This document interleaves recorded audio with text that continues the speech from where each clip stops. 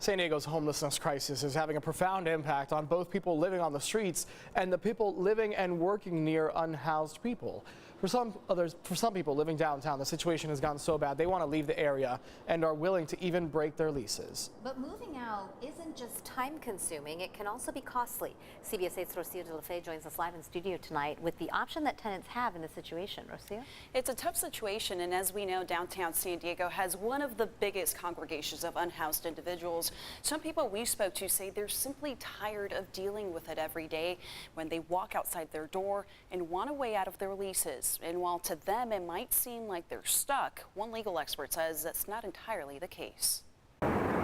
Fred Altman is among the many San Diegans who call downtown home. But Altman says he and his family are considering moving out due to issues he says come with the homelessness crisis. I've seen overdoses, I've seen stabbings, I've seen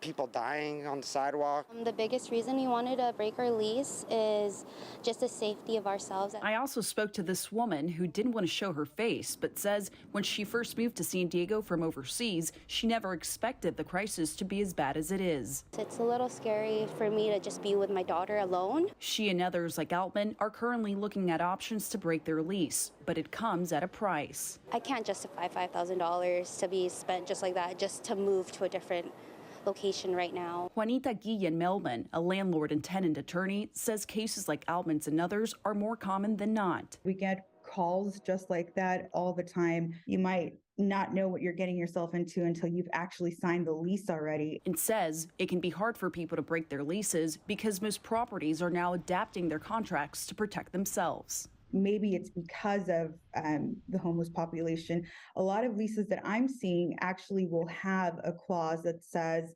I, the tenant, acknowledge that I am aware of the surroundings. Guillen-Melman says while the homeless crisis is not a valid reason for terminating a lease agreement, there are options. Talk to the landlord and see if there's some sort of settlement agreement that they can reach where, you know, I, the tenant, pay the landlord 1 month's rent, 1.5 months rent. In exchange, the landlord releases me from any further obligation. She says that's because the landlord is more than likely going to rent out the property fairly quickly due to the current high rental rates in the market.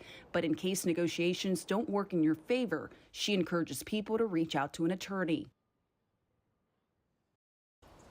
And while each case is different, the lawyer encourages everyone in similar situations to have an open conversation with their property managers and present things in writing too in an effort to try to limit the risk to both the tenant and the property managers. I mean, there are leases, there are contracts, but there are also extenuating circumstances. Absolutely. And as we just, saw, each case is different, so it just depends. But have that open dialogue with your property manager, and hopefully you can reach some sort of agreement. Sometimes being a good tenant will pay on the back end if you need to, have some kind of agreement to come to. The good thing is there are options. Absolutely. All right, Rocio. Thank you.